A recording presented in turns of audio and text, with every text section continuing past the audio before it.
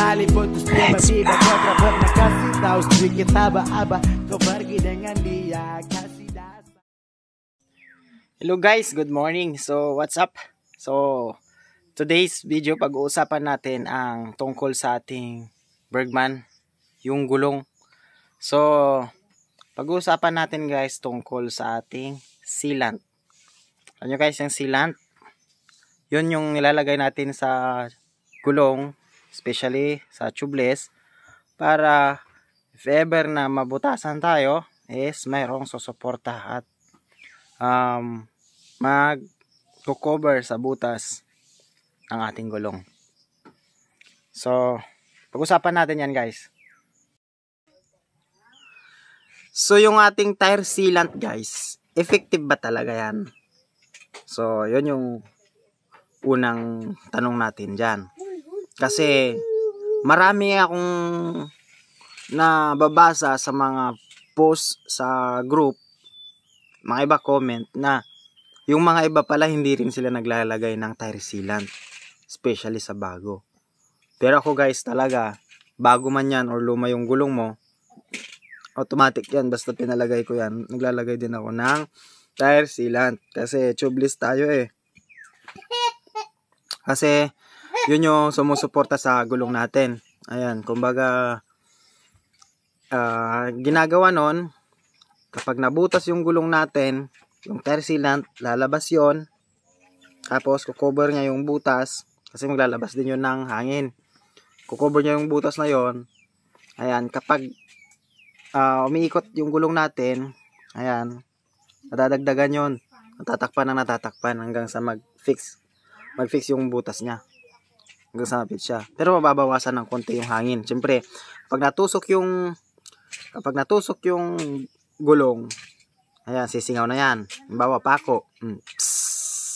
So, habang lumalabas yung hangin niya, lumalabas din yung tire sealant. Lalabas din siya. So, habang lumalabas yun, kapag lumalabas yun guys, no, kinukover niya na yung butas. Kasi doon yun eh. Doon lumalabas yung tire sealant. Ayan. Tapos titigas yan.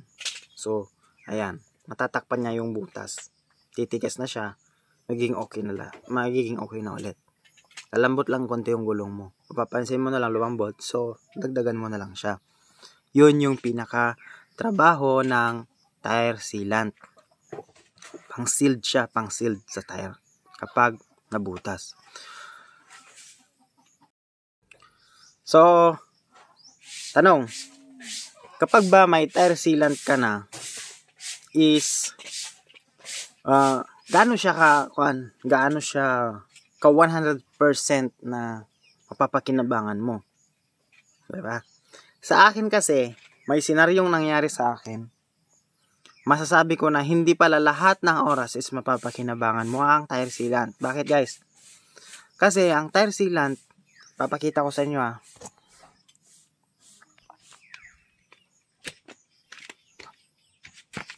ito siya guys, oh. Nalipot terus dia masih dapat pernah kasih tahu sedikit aba-aba kau pergi dengan dia kasih dasar. Ito guys, papakita ko sa inyo. Ang tire sealant, halimbawa napako dito. Ayan, oh. Ito yung label ng gulong natin, no. Napako yan. Dito, natusok. Nyari na may nakon ka, may nakaangat na pako, ayan, nabutas dito, ayan o, sumirit yan. So kung halimbawa yung pako na yon ay wala naman siyang kahoy, nakaangat lang siya, mag-fit yan, nakafit, nakatusok na siya. O, habang nakatusok yan, umiikot yan. Siyempre, umiikot tayo, gumagalaw tayo, umiikot. Siyempre, napitpit na yung, nakabaon na yung pako dyan. Nakabaon na siya. So, magsisild pa din yung tire sealant dyan. Nakasild siya. Kahit wag mo nang alisin yung pako. Kahit nandyan na yan, nakasild na yan. Okay. Pangalawa, na halimbawa natin, What if yung pako ay nakalagay sa may kahoy, nakaangat lang siyang ganyan, di syempre madadaanan lang natin yon. Bawa ito, ayan, may nakaangat dyan na pako, nakaganyan, tapos ang kamay ko imaginary, yan, kahoy yan. So kapag nadaanan niya yan, umikot siya, naiwan yung pako kasi nandun sa may kahoy, naiwan.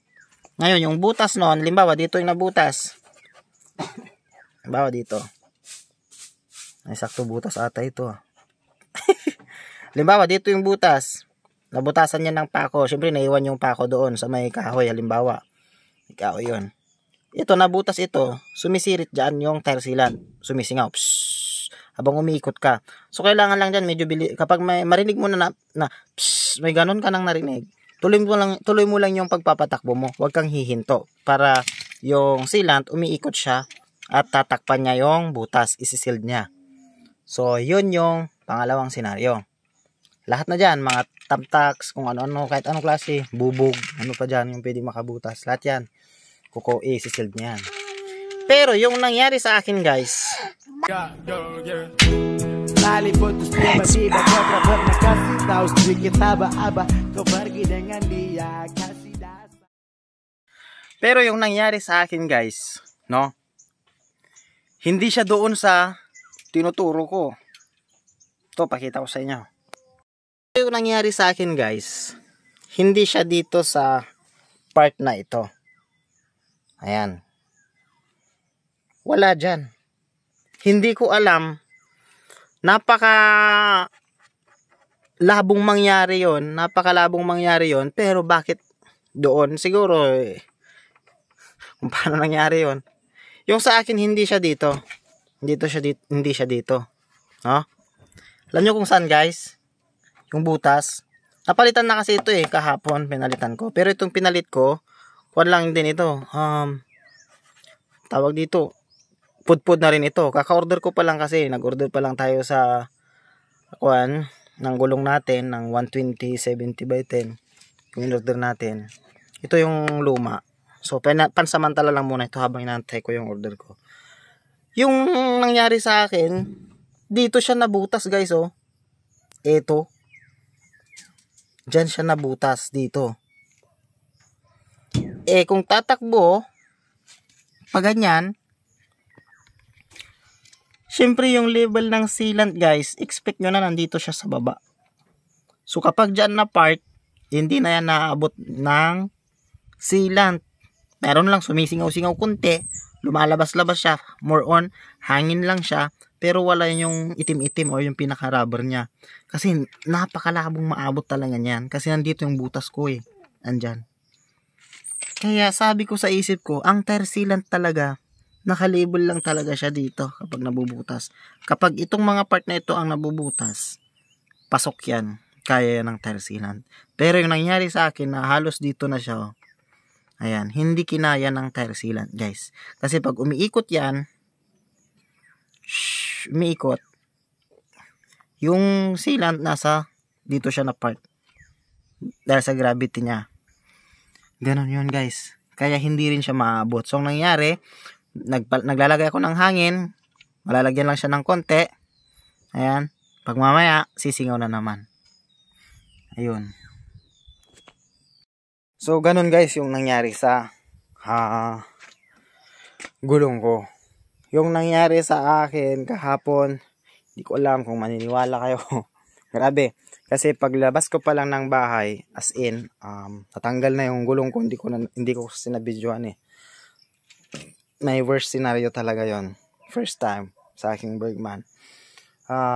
Paglabas ko pa lang ng bahay, natanggal na siya kasi walang hangin natanggal na yung gulong niya, so hindi na siya, nawala na yung fit niya, nawala na yung lock niya doon sa may rim, natanggal siya, as in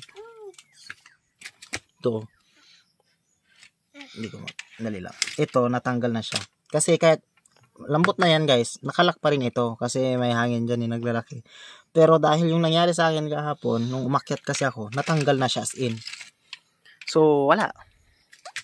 Alam niyo nangyari guys, nagtulak ako magmula dito sa aming bahay from Bani going to Alaminos. Kasi wala akong malagpasan dyan. Wala akong malagpasan na nalagpasan akong nagbo-vulcanize pero hindi nila alam yung tubeless. Kasi kailangan dyan yung may tawag doon, compressor ba yung malaking tangke pang lock. Kasi may dala-dala ko na yun yung maliit na gulong, yung isasalpak habang magpapayo sana ako. Hindi na hinaya, hindi na inabot.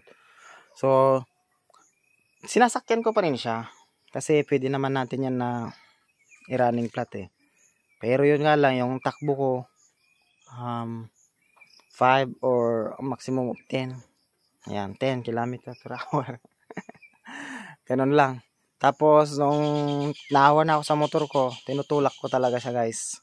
As in, tinutulak ko. So, imagine, magmula dito, umalis ako dito sa bahay ng 9, nakarating ako ng Alaminos, alas 12 na. So, yun guys, ang masasabi ko lang sa tire sealant ay, yun, yung pinakita ko sa inyo, kung saan lang yung cover niya na part kapag nabubutasan kayo. Doon lang talaga.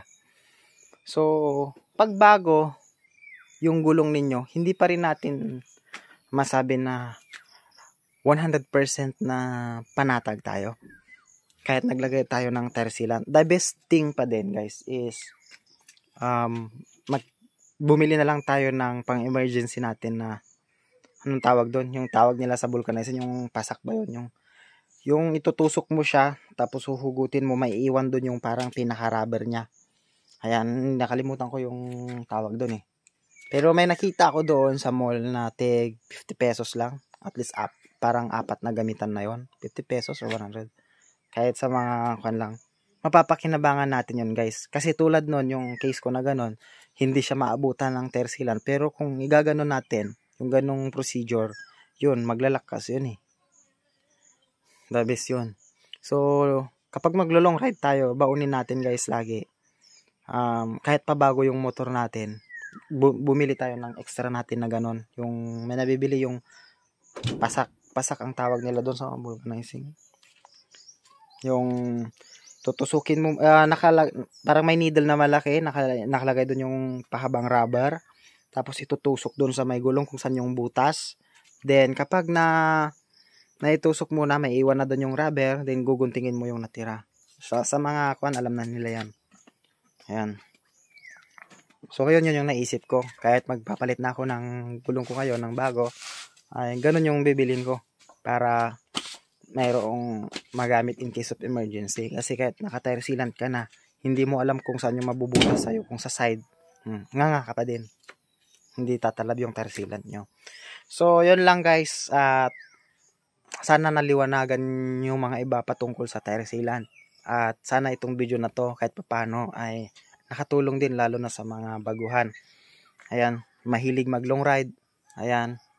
So, mas mainam pa din na maglagay kayo ng tire sealant guys. 100 pesos lang yung Kubi. So, mas mainam na maglagay kayo tire sealant ng gulong ninyo para if in case mga simpleng butas lang yan, ayan, hindi kayo maaberya. Tapos kung maglo-long ride kayo, kahit anong short ride pa yan, bili kayo ng sinasabi ko, yung tuturo kong ganun, para at least may reserba kayo. Huwag lang kayo dumipende sa tire sealant. So yun lang guys, maraming salamat sa mga panonood. At kung bago ka pa lang sa aking video, ay kung nagustuhan mong aking video, mas mainam na mag-follow ka sa aking YouTube, subscribe, ayan. At the same time, click mo yung notification button para updated ka lagi sa aking mga videos. So yun lang guys. Mali putus dia matiba, kontra pernah kasih tahu sedikit aba-aba, kau pergi dengan dia kasih.